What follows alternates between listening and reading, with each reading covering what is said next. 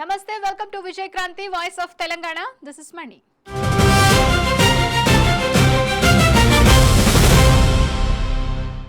CM Revanth Reddy విద్యార్థులకు super good news చెప్పారు.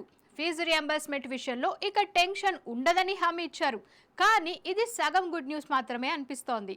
సగమే అని ఎందుకు అంటున్నానా అనేది ఒకసారి ఈ వార్త చూస్తే మీకే అర్థమవుతుంది. ఎస్, సీఎం రేవంత్ రెడ్డి చెప్పిన మాట చాలా బాగుంది. విద్యార్థులకు ఒట్టి సర్టిఫికేట్తో ఏం ఉపయోగం ఉండదు, స్కిల్ డెవలప్మెంట్ చేసుకోవడం అవసరం. కుల మత భేదాలు లేకుండా అందరూ సమాజంలో అందరితో సమానంగా గౌరవం పొందాలంటే చదువు ఒక్కటే మార్గం. బలహీన వర్గాల బిడ్డలు గొప్ప గొప్ప చదువులు చదవాలి, ఐఏఎస్ ఐపీఎస్లు కావాలి, ఎంపీలు ఎమ్మెల్యేలై రాజ్యాలు ఏలాలని రేవంత్ రెడ్డి ఆకాంక్షించారు.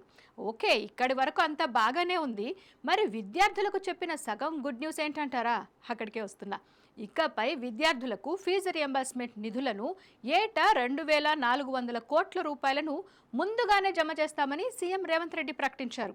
ఈ ఏడాది నుంచే దీన్ని అమల్లోకి తెచ్చామని, కాలేజీల్లో అడ్మిషన్ పొందాక దరఖాస్తు చేసుకుంటే నెల రోజుల్లో ఫీజు జమ అవుతుందని చెప్పారు. ఇదే ఆ సగం గుడ్ న్యూస్. ఎందుకంటే ఇప్పుడు చదువుకునే విద్యార్థుల ఫీజు రియంబర్స్మెంట్పై మంచి హామీనే ఇచ్చారు. దీనిని అందరూ మెచ్చుకోవాల్సిందే. కానీ ప్రభుత్వం ఇప్పటికే దాదాపు 10,000 కోట్ల రూపాయల వరకు ఫీజు రియంబర్స్మెంట్ బాకీ పడి ఉంది. మరి వాటి సంగతి ఏంటన్నది రేవంత్ రెడ్డి క్లారిటీ ఇవ్వలేదు. ఇప్పటికే కోర్సులు పూర్తయినా డిగ్రీ పట్టాలు విద్యార్థుల చేతికి అందలేదు. ఫీజులు కడితేనే సర్టిఫికెట్లు ఇస్తామని కాలేజీలు చెప్తున్నాయి.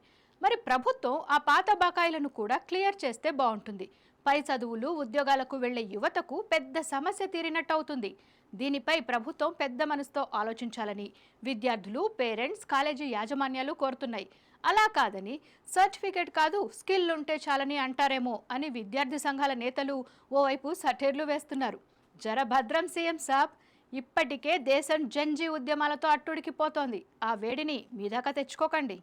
మరి వ్యూవర్స్, ఈ విషయంలో మీ అభిప్రాయాలను కామెంట్స్ రూపంలో షేర్ చేసుకోండి. వీడియో నచ్చితే లైక్, షేర్, సబ్స్క్రైబ్ చేయండి.